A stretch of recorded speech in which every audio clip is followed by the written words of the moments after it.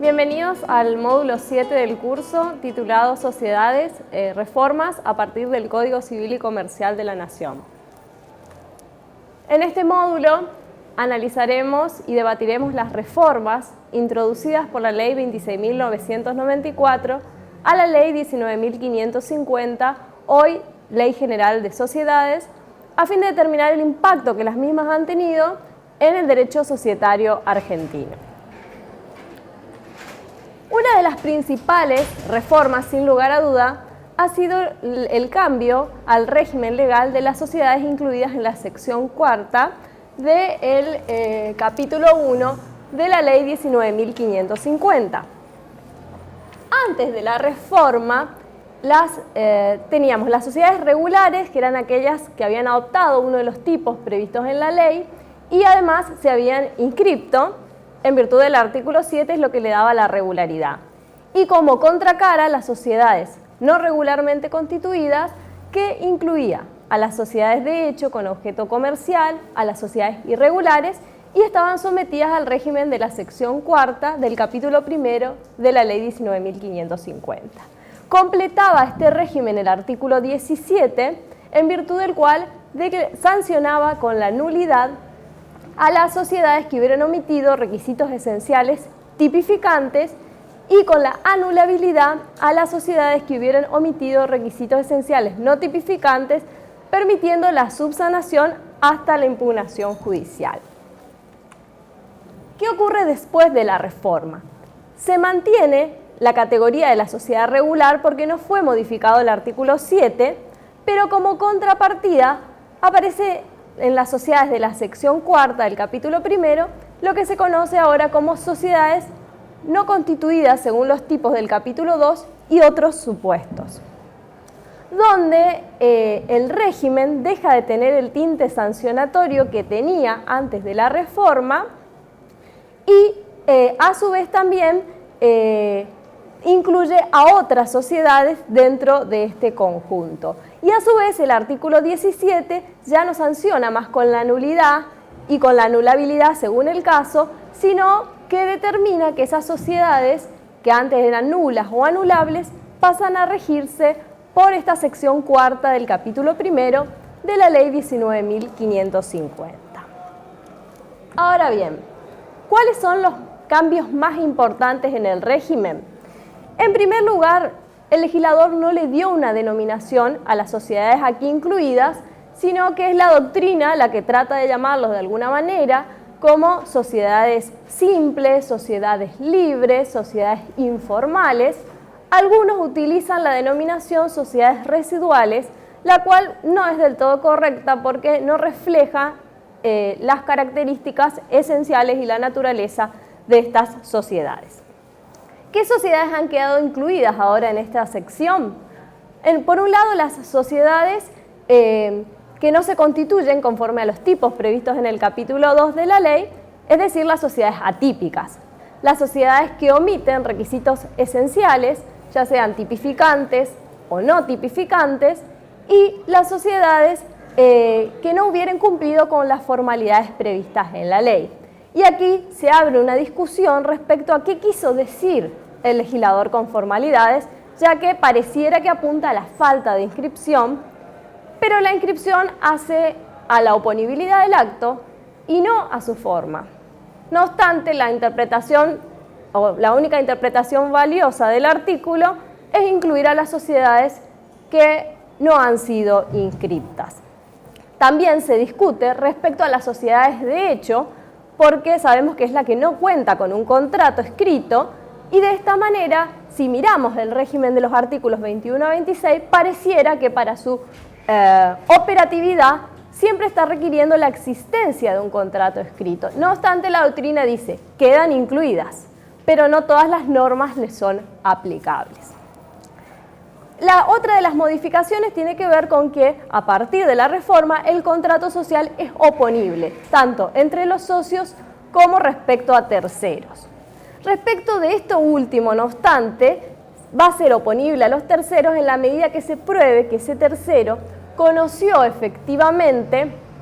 el contrato social antes de la contratación con la sociedad o bien al nacimiento de la relación obligatoria. Y como contrapartida también, los terceros pueden oponer el contrato social a la sociedad, a los socios y a sus administradores. En cuanto a la representación, que es lo que prevé que cualquiera de los socios representa a la sociedad exhibiendo el contrato. Por otra parte, no obstante, si hubiera alguna cláusula de representación que dispusiere lo contrario en el contrato, va a poder ser oponible a los terceros en la medida en que se pruebe que ese tercero conocía esa cláusula del contrato social que establece un régimen diferente de representación al momento del nacimiento de la relación jurídica que se trate con ese tercero. Otra diferencia con el régimen anterior es que le reconoce a estas sociedades capacidad para ser titulares de bienes registrables. Para ello, se deberá presentar en el registro donde se quiera inscribir el bien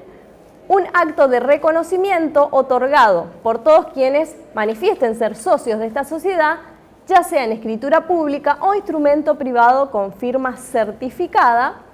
donde se pruebe la existencia de la sociedad y las facultades del representante. Y así se inscribe a nombre de esta sociedad el bien registrable, con indicación de la proporción en que cada uno de los socios participa en la sociedad. Una gran modificación ha sido el tema de la responsabilidad de los socios, que antes era solidaria, ilimitada y no subsidiaria, y ahora, a partir de la reforma, el principio general es que la responsabilidad es simplemente mancomunada por partes iguales. A su vez, se discute si esta responsabilidad simplemente mancomunada por partes iguales es subsidiaria o no subsidiaria. Y el quid de la cuestión estará en determinar si el artículo 56, que establece el beneficio de exclusión para los socios, le es o no aplicable a estas sociedades de la sección cuarta. No obstante, puede surgir otro tipo de responsabilidad, ya sea solidaria con la sociedad o solidaria entre los socios, o esta simple mancomunación que se establezca en una proporción diferente. ¿De dónde puede surgir esto? De una estipulación expresa en una relación jurídica o un conjunto de relaciones jurídicas, o bien de una estipulación expresa en el contrato social, que ya dijimos en qué supuestos va a ser oponible esta estipulación del contrato al tercero, o bien de las reglas comunes del tipo que pretendieron o manifestaron adoptar, pero de los cuales incumplieron u omitieron requisitos sustanciales o formales. Por otra parte, se elimina el instituto de la regularización y aparece el instituto de la subsanación como mecanismo para que estas sociedades puedan quedar regidas por el capítulo 2 de la ley 19.550 y pasar entonces a ser sociedades regulares regidas por el tipo que pretendieron adoptar. Este régimen de subsanación está plagado de lagunas y de deficiencias en la recepción que tuvo el legislador, que claramente va a causar conflictos y litigios por la forma en la que está prevista el mecanismo. ¿Por qué? Porque, por un lado, solamente está permitida la subsanación a aquellas sociedades que cuenten con un contrato escrito y que en él se pacte un plazo de duración mientras el plazo de duración no esté vencido. Además, la subsanación puede ser a iniciativa de la sociedad o de los socios, pero requiere de unanimidad. Entonces, con una ínfima minoría que se oponga, ya se va a tener que acudir al mecanismo judicial, porque la otra vía es no lograr la unanimidad, se debe solicitar judicialmente, confiriéndole derecho de receso a aquellos socios que estuvieran disconformes con la subsanación, que se podrá ejercer dentro de los 10 días de que quede firme la resolución judicial relativa a la subsanación, y establece el legislador que va a ser en los términos del artículo 92 de la Ley General de Sociedades, que es un supuesto de exclusión del socio, no de derecho de receso. Por otra parte, en cuanto a la disolución de estas sociedades, como es oponible el contrato social, en principio le son aplicables o son susceptibles de incurrir en cualquiera de las causales del artículo 94 de la Ley General de Sociedades, pero en la medida en que no sean obviamente el inciso 10 y 11, que no sería aplicable a estos supuestos. Además, si existiera un plazo de duración previsto en el contrato y este no se hubiera vencido aún, o sea, estuviera vigente, los socios no pueden pedir la disolución. Una pregunta que surge es si la reducción a 1 del número de socios en las sociedades de la sección cuarta del capítulo 1 produce o no la disolución, es o no causal de disolución. Y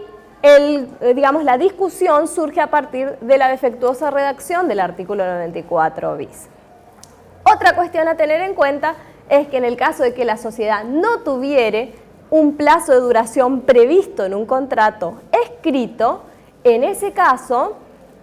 sí cualquiera de los socios puede provocar la disolución notificando fehacientemente a los demás socios su voluntad disolutoria.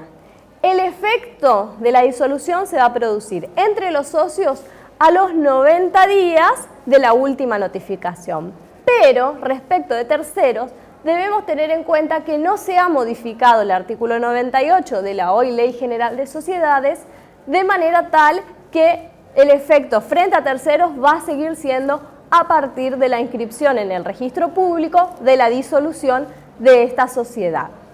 Por otra parte, los socios que deseen permanecer en la sociedad a pesar de la disolución deben reembolsar a los socios salientes su parte social, lo cual es una norma que ha sido criticada por dos cuestiones. Por un lado, no prevé conforme qué procedimiento vamos a hacer el pago a los socios salientes y tampoco a qué valor. Pero por otra parte se critica también porque en este caso debió ser la propia sociedad y no los socios que quieren permanecer en la sociedad las que deban reembolsar el valor de la participación a los socios disolventes. Este ha sido entonces un breve panorama de la sección cuarta del capítulo primero, de las más importantes reformas que ha tenido a partir de la ley 26.994 y pueden encontrar más material para profundizar la lectura y análisis en el aula virtual y quedo a su disposición para las consultas que tengan sobre el tema y los demás temas del módulo. Así que me despido, los saludo muy cordialmente y les deseo éxitos en este curso.